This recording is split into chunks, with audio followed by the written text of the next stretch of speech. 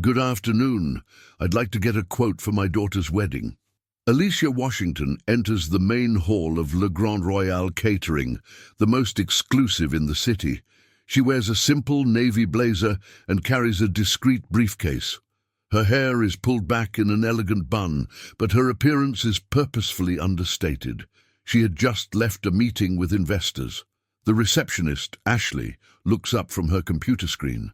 Her smile is polite, but there's an almost imperceptible hesitation when she observes Alicia. "Of course, ma'am. How many guests?" 300 guests, Alicia responds calmly. Ashley blinks twice. 300? I see. She grabs a clipboard and makes some notes.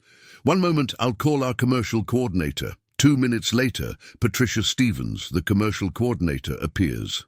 She approaches with a professional smile, but Alicia notices the quick glance that assesses her clothes, her purse, her accessories. "Good afternoon. I'm Patricia. I heard it's for 300 guests. That's a large event." Her voice carries a slightly questioning tone. "Yes, my daughter's wedding. I'm thinking about the complete premium package," Alicia explains, keeping her voice calm. Patricia sits at the glass table and opens a luxurious catalogue. "Well, our premium package for 300 guests includes appetizers, main course, dessert, complete decoration, sound system, lighting." She speaks while turning pages. "The cost comes to $60,000. Alicia nods. "Perfect. When can I schedule it?" The quick response clearly surprises Patricia. "Oh, well," she hesitates. "It's just that for events of this size we have some special requirements." "What kind of requirements?" Alicia asks, tilting her head slightly. "Our premium package requires full payment up front, 60,000 cash." Patricia speaks quickly, as if wanting to get through this moment fast. Alicia frowns slightly. "Full payment? Is that standard?" It's our policy for large events. Company security issue, you understand." Patricia avoids direct eye contact. "I understand." Alicia pauses. "And all clients pay this way?" Yes, everyone." Patricia responds too quickly. At that moment, an elegant couple enters the hall. The man wears an expensive suit, the woman a designer dress. Immediately, another employee approaches them with effusive smiles. Alicia observes discreetly while the couple is served at the adjacent table. She can hear fragments of the conversation. 350 guests. 30% down. We'll finance the rest. No problem, Mr. Richardson." Alicia returns her attention to Patricia, who didn't notice she heard the parallel conversation. "So everyone pays up front?"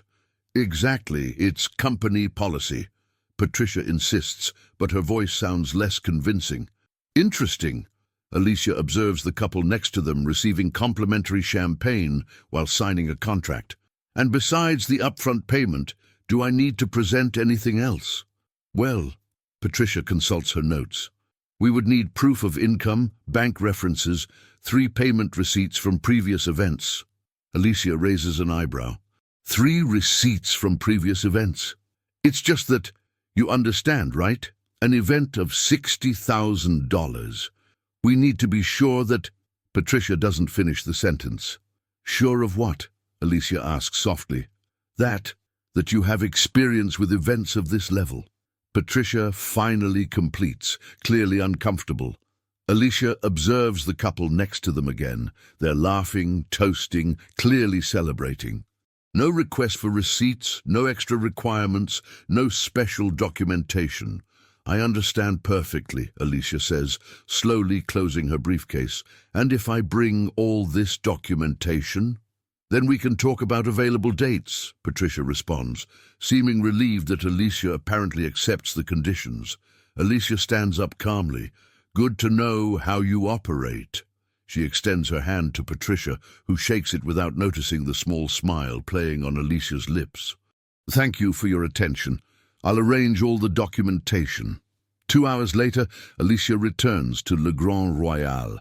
This time she carries a more robust leather briefcase and wears the same blazer, but now with a discreet pearl necklace. Her posture remains calm, but there's something different in her eyes. a silent determination. Ashley recognizes her immediately. "You're back. Did you get the documentation?" "I got everything Patricia asked for," Alicia responds, placing the briefcase on the counter. Patricia quickly emerges from the internal office. "That's great. Let's see then."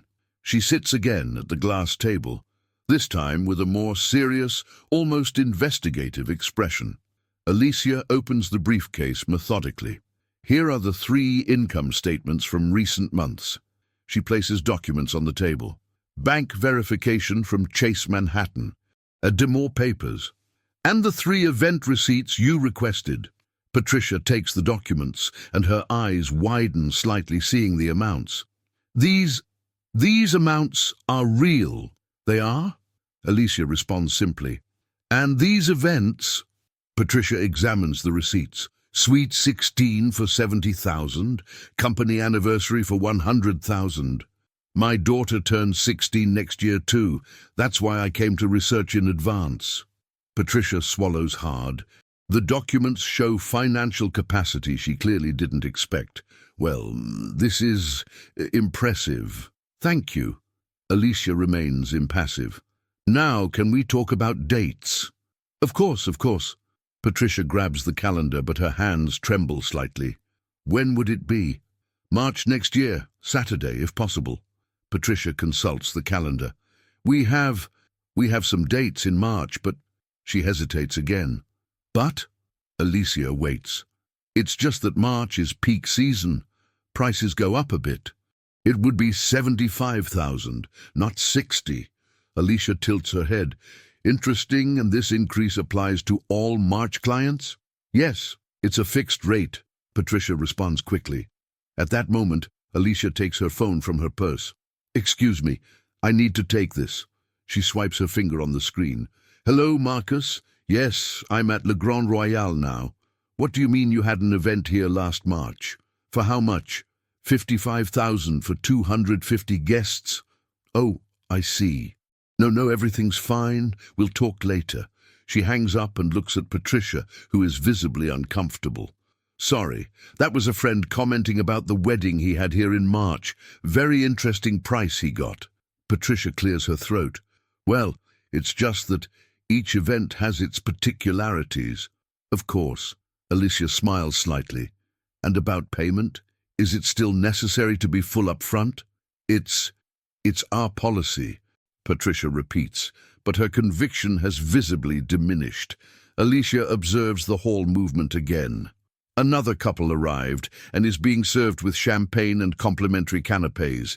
She hears the employee explaining, 20% down, Mr. Martinez. We'll finance the rest in up to 6 installments." "Patricia," Alicia calls softly, "can I ask a question?" "Sure." "In all your years working here, how many clients have paid $70,000 up front?" The question catches Patricia off guard. Well, some." "Some?"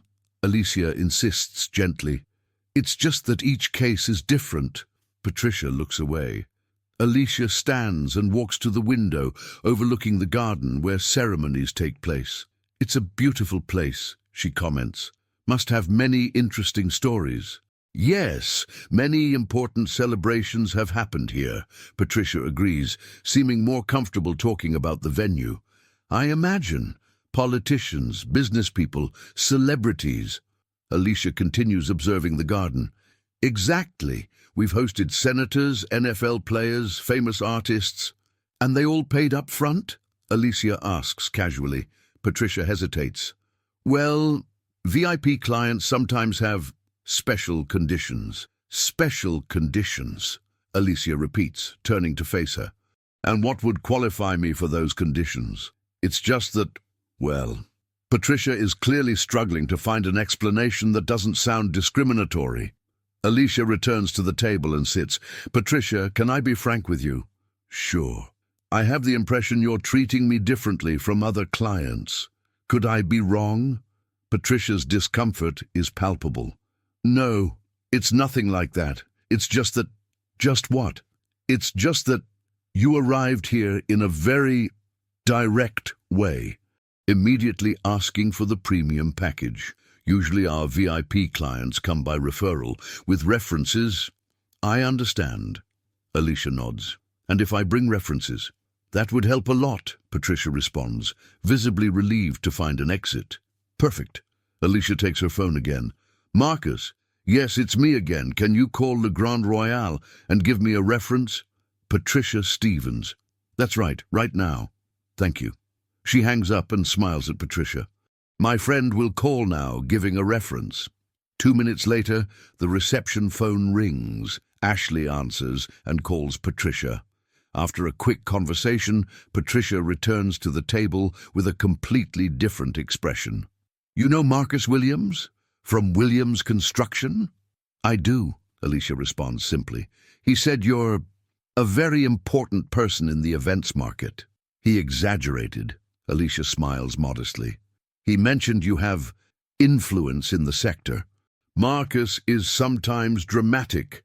Patricia is clearly processing this information.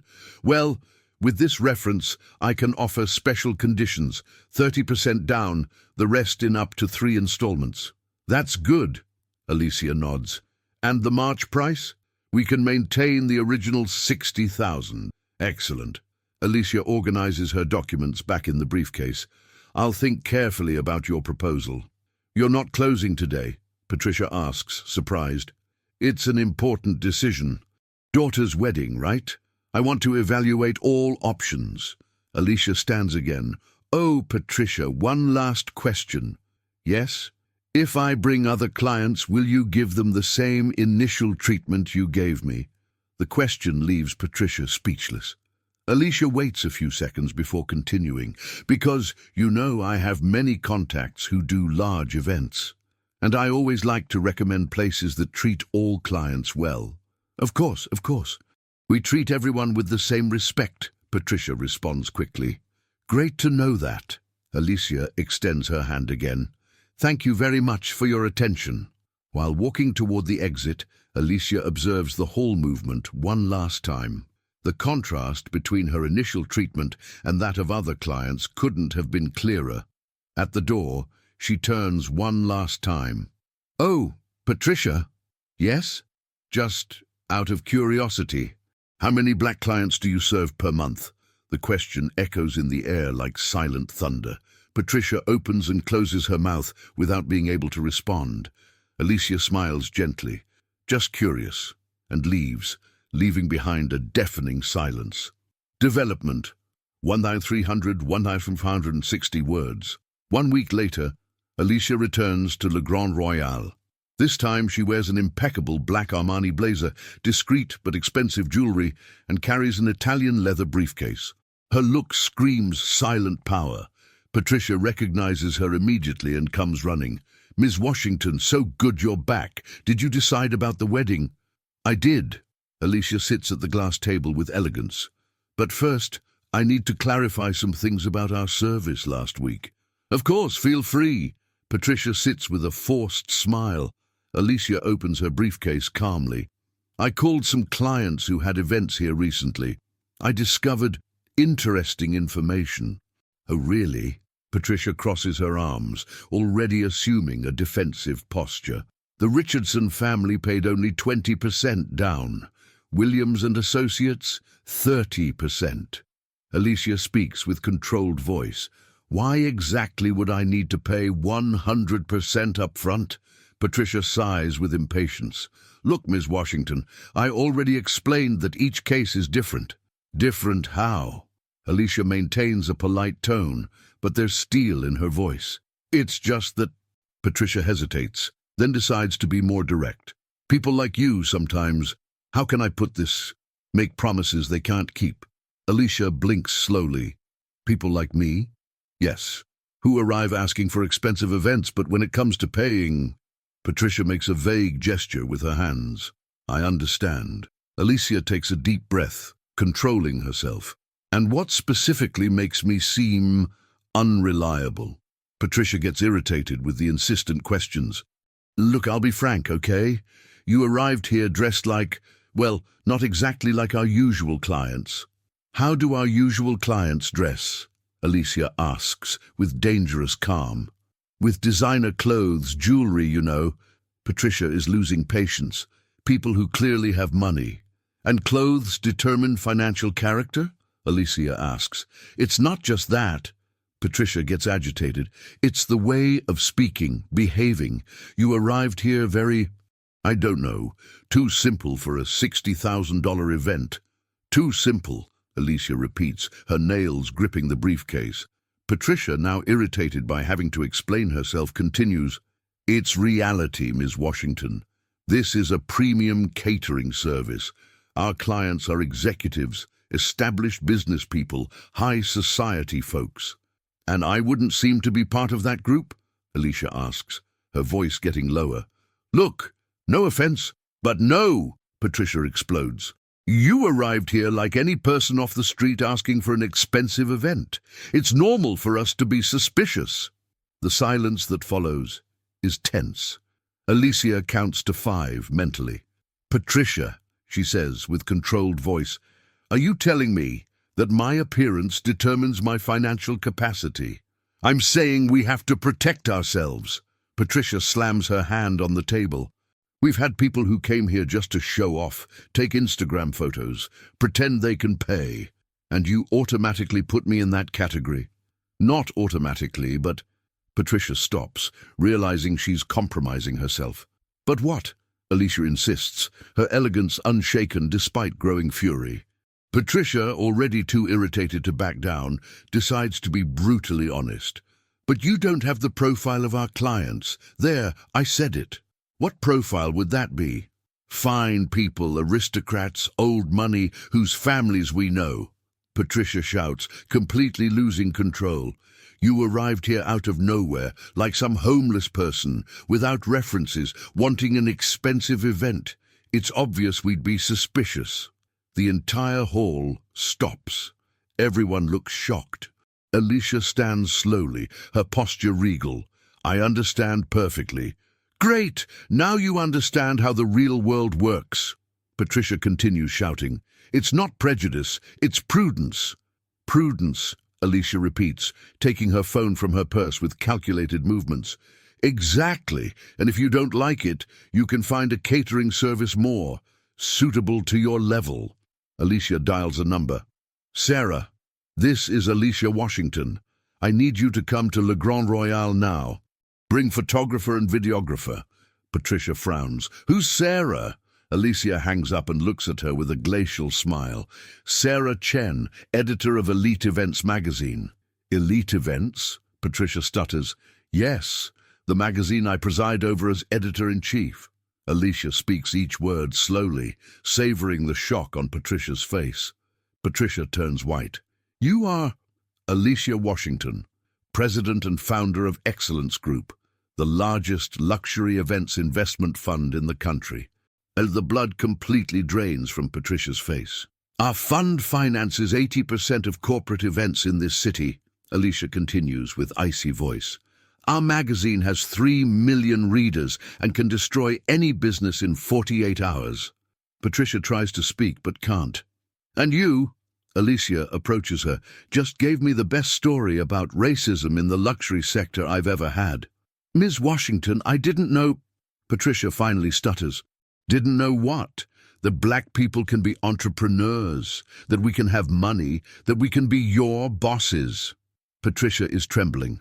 Please, please. Alicia laughs coldly. You just told me I don't have the profile to be here because I'm black. That wasn't it. It was exactly that. Alicia finally raises her voice, but maintains elegance. You said fine people, aristocrats, old money. You just didn't say with all words, white people.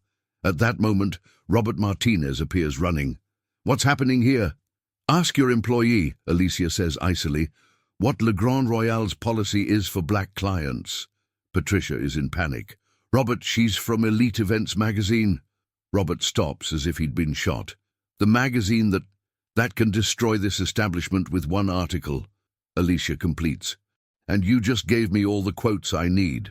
Alicia picks up her briefcase. My daughter is getting married. $80,000 event. 300 guests from the business elite. Robert's eyes widen. 80,000. And I won't stop there. Sweet 16 next year, 90,000. Annual corporate events, 3 million. Alicia turns to Patricia, who is crying. But you lost all of that, because I don't have the right profile. Alicia walks toward the exit, but stops at the door. Oh, Patricia, Monday our article comes out. The headline will be, How Le Grand Royal Discriminates Clients by Skin Color. Ms. Washington, please, Robert begs. Alicia looks at him with contempt. Train your staff and hire black people. Maybe then you'll learn that money has no color. 20 minutes later, Sarah Chen arrives with a photographer and videographer. Patricia and Robert watch helplessly as Alicia gives a detailed interview about the discriminatory treatment she received. This is Sarah Chen, Elite Events magazine, with an exclusive investigation into racial discrimination at Le Grand Royal Catering. Sarah speaks into the camera. Today, we expose how one of Manhattan's most exclusive catering services treats black clients differently, demanding full upfront payment while offering payment plans to white clients. Patricia tries to interrupt. We can explain... Explain what? Alicia cuts her off coldly. How you told me I looked like a homeless person. How you said I don't have the profile of your clients. How you automatically assumed I couldn't pay. The cameras capture every word, every expression of panic on Patricia's face. Ms. Washington, Sarah continues, what message do you have for other businesses engaging in similar practices? The message is simple. Alicia looks directly into the camera. Racism isn't just morally wrong. It's economically stupid. This establishment just lost millions in potential business because they judged a client by skin color instead of bank account. 2 hours later, the first clips were already viral on social media. Le Grand Royal racism began trending on Twitter. The company's phone rang non-stop with cancellations. By evening, Robert Martinez was calling Alicia desperately. Ms. Washington, please, we can work this out. Work what out? Alicia responded coldly. The damage is done. Your employee showed the world exactly how you operate. We'll fire Patricia immediately. Too late. The story is already out there. Elite Events magazine reaches 3 million readers. By tomorrow, every event planner in America will know what happened here. Please, we'll do anything. You should have thought about that before your employee called me a homeless person who doesn't belong in your establishment. Alicia hung up and smiled with satisfaction. Justice was already in motion. The next morning, Le Grand Royal's Google reviews had plummeted to 1.2 stars. Major corporate clients were cancelling contracts. Event planners were publicly announcing they would no longer recommend the venue. Patricia Stevens was fired within 24 hours, but the damage to her reputation was permanent. No luxury establishment would hire someone caught on camera making racist statements. But the real destruction was just beginning. Alicia's Excellence Group, which indeed financed most major events in the city, quietly pulled funding from every venue that continued working with Le Grand Royal suppliers. Within a month, Le Grand Royal was struggling to stay in business. The power of one woman who refused to accept discriminatory treatment had brought down an entire establishment. The revolution was personal, but the impact was universal. 6 months later, the destruction was complete and devastating. Patricia Stevens never worked in hospitality again. The viral video of her racist rant had over 5 million views, with her name permanently attached.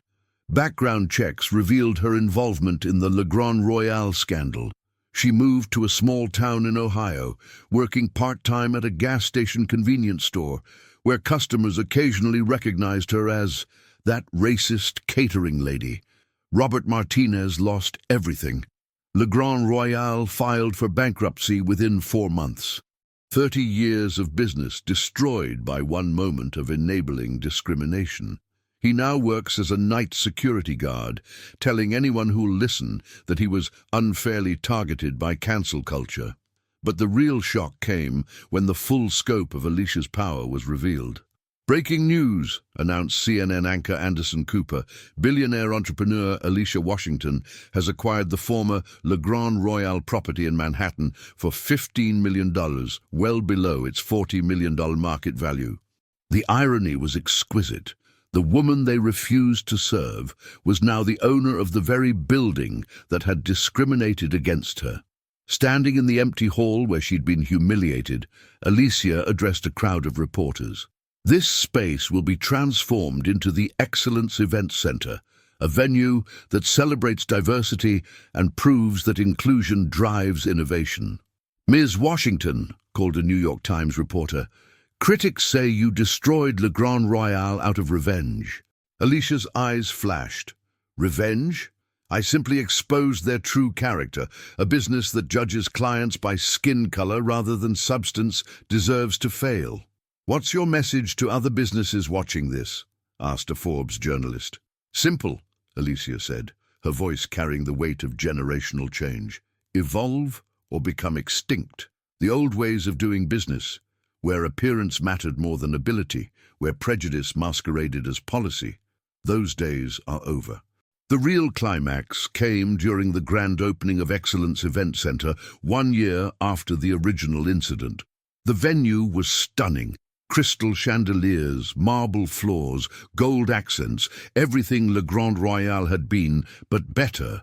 The staff was 70% people of color, creating an atmosphere of genuine welcome that guests immediately felt, but the opening event itself was the ultimate power move. Ladies and gentlemen, Alicia announced to 500 of New York's most powerful people, welcome to Excellence Event Center. This is the exact spot where I was told I didn't belong.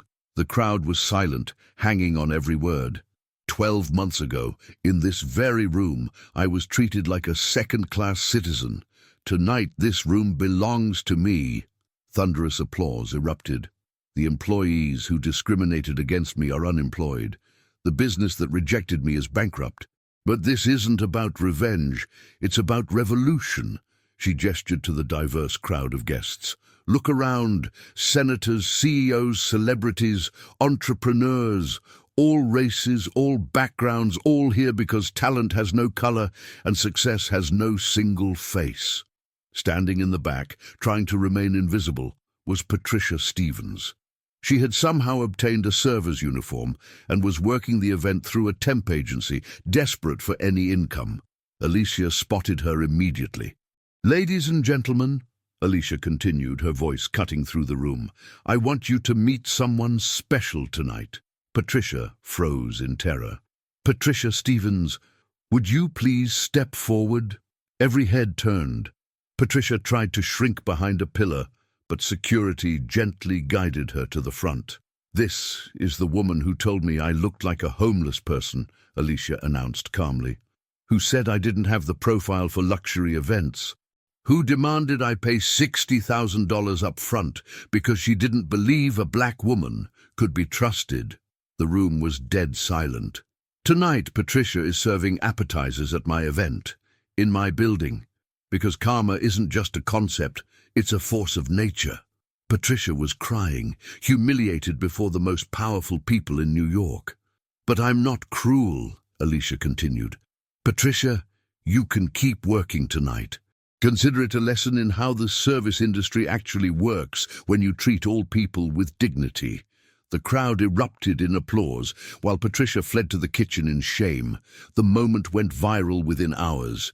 Patricia serves began trending worldwide, with millions sharing the poetic justice of a racist server now working for her former victim. But Alicia wasn't finished. Excellence Group is announcing tonight a $50 million fund for minority-owned businesses, she declared. We're also launching the Dignity Initiative, a certification program for businesses that prove their commitment to equality. Companies that pass our audit get the Excellence seal. Those that don't, she paused dramatically, well, they end up like Le Grand Royal. The revolution was complete. One woman's refusal to accept discrimination had transformed an entire industry, created new standards for business ethics, and proved that dignity, when backed by power, is unstoppable. Standing in her own building, surrounded by New York's elite, Alicia raised a glass of champagne. To everyone who thinks people like me don't belong at the top, we're not just here, we own the building. 3 years later, the transformation was complete and permanent. Patricia Stevens never recovered. The viral humiliation followed her everywhere. She eventually moved back with her elderly parents in rural Indiana, working occasional factory shifts when employers didn't recognize her. The woman who once judged others by appearance now lived in constant fear of being judged herself. Robert Martinez declared personal bankruptcy and lost his Manhattan apartment. No investor would touch him after the Le Grand Royal scandal. He worked security at a strip mall in Queens, a fallen empire builder whose prejudice had cost him everything. Meanwhile, Alicia Washington became the most powerful woman in American hospitality. Excellence Event Center hosted presidential fundraisers, celebrity weddings, and Fortune 500 galas. The venue had a 2-year waiting list and commanded premium prices that surpassed the old Le Grand Royal.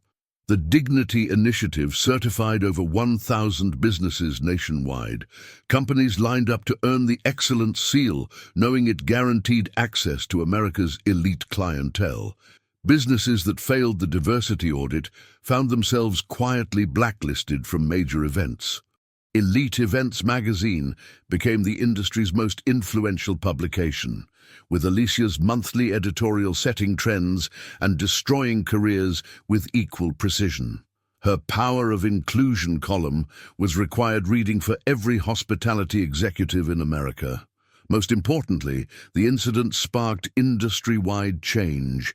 Discriminatory practices became business suicide as social media amplified every instance of bias.